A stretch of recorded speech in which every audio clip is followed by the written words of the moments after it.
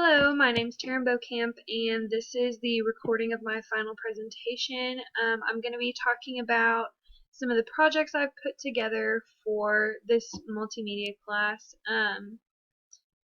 Yeah, let's get started. And I'm going to go in sequential order as well. So I'll do my my actual slideshow first, and then my logo, and then my poster. And we're kind of just going to run through this stuff as we've got it on here as well. So we'll wait for this to load up a little bit. So for this being my first project, or my second project here actually, I'm sorry, we'll just go ahead and do this one first since it is the most lengthy. For this being my second project for this class, I had never used Google Slides before, so this was a whole other area for me. It took me a little while to learn how to use it, but once I understood how I could integrate, like for example, I used BuzzFeed for this multimedia presentation, and once I figured out how to integrate the things I needed to integrate, it was really very cool. It was a nice tool, and I'll definitely be using it again. So I go into my introduction here on this PowerPoint, and you can see Rob's notes. I didn't hyperlink anything in this presentation just because it was kind of visually stimulating, so I didn't feel the need. I was pretty good about describing what kind of content we were looking for. So I talk about BuzzFeed being a top website for all things pop culture. It's a huge thing with the millennial generation. Obviously, I'm referencing Kim Kardashian here, and it's just kind of, it's one of those go-to websites for millennials, people of my age, things like that. I talked a lot about the unity of what BuzzFeed's look is. Obviously, you can see the graphics and stuff that they've used here.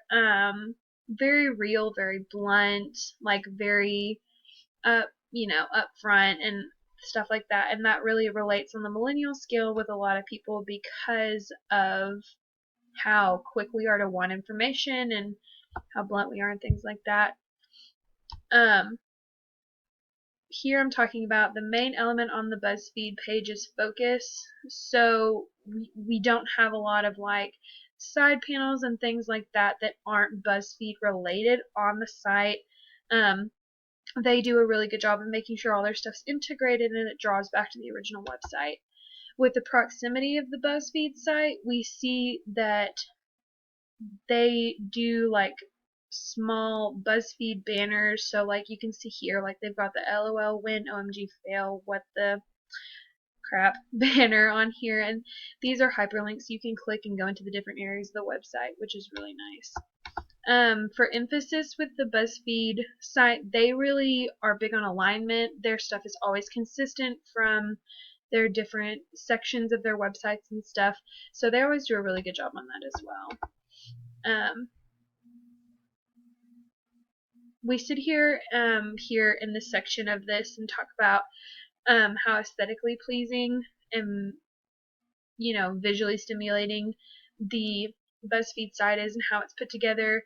When reading the book, it definitely talks about how you don't want to pick like crazy colors. Like oranges are good when they're paired with like soft yellows and things like that, and of course blues and greens, which are a big favorite of mine, and then grays, of course. So I had to learn about that too, and that was really cool to get to see how BuzzFeed integrates that with like little pops of color to draw your eyes where they want it to go, but they do a good job of making sure it's not so distracting that it pulls from the overall image. So we take a look at depth as well. And of course, I wanted to make sure that my presentation flowed in a similar style with a good color palette, making sure it wasn't too busy in little pops of colors, much like the BuzzFeed site does. I wanted my presentation to be as relatable to the BuzzFeed site as possible. So last we're going to talk about contrast and how BuzzFeed uses that to emphasize what they want to really bring attention to. So like for example, they pick a lot of reds here to bring attention to Black History Month and talk about like Stranger Things, and we see little graphics of like Taylor Swift and stuff like that. So they do a really good job of encompassing all of that and making sure their headers and their sidebars are really fresh. And the conclusion for this is that BuzzFeed's general aesthetic is really visually pleasing. It's got really good proximity contrast. Everything's really tied together. They just do a really good job of putting together a clean product. So next we'll go into my logo here. So up on this top page we can see that I've defined my eyes here, and I'll just jump right into it. This is what my logo actually looks like. I wanted to pick something that I could relate with personally, and being a feminine female, I am very much into makeup, and a lot of what's been talked about in today's media is whether it's socially acceptable for men to wear makeup, straight men, homosexual men, transgender people, things like that. So I wanted to kind of make a statement with my logo, as well as showcase something that really tied together the political statement I was trying to as well. So up here, I talk about how I identified what all was expected of me for this project, and I wanted to choose something that was personal to me, which was cosmetics, and that makeup inspired me. So I wanted to choose classic colors, which my red, black, and white, that's really a very kind of shocking but also like classic design. I wanted to pull the finishing touches of my logo in with the two sex symbols combined to kind of make the statement like makeup is for everyone and it doesn't know a gender, which is also in my final step, like naming my imaginary cosmetics brand is Zim, because that's known as like a gender non-binary term as well. So I was really picky, and there was a lot of self-criticism. There were different shapes that I looked at. I didn't know if I wanted to do something like faded out or anything like that. I wanted it to be really clean, and so I was really picky about this project as well. So my final project was my poster, and actually set up a camera and took this photo here. Let's open it here instead.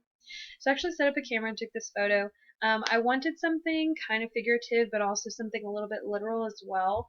So this is actually self-portrait, and of course I'm out in the flowers. So my message for my poster is to always take time for yourself, take time for the cup of coffee, to buy the shoes, and to smell the flowers.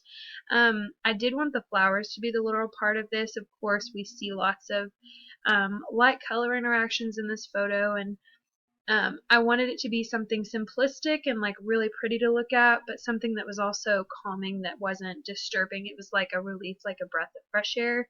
And I wanted to get the message across with this particular poster that it's not about all the crazy busy things that are going on, but the things you take time for, like self-care and making sure that you take time to relax and things like that. Obviously I picked like my 3 favorite things in here. Everyone knows like taking time to smell the roses has always been talked about, but like taking time for self-care, so like I love shopping, so taking time to buy the pair of shoes or to sit and have the cup of coffee, things like that really bring in the elements that I was looking for when doing this poster design. And here's the full shot all the way down. So we can see there's a lot of visual elements. We've got some contrasting and fade on our colors here, but overall it's really fresh, really light.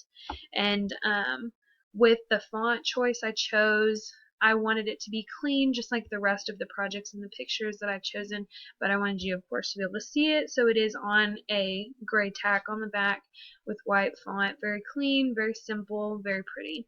And that concludes my presentation of my projects for this class. And thank you for your time.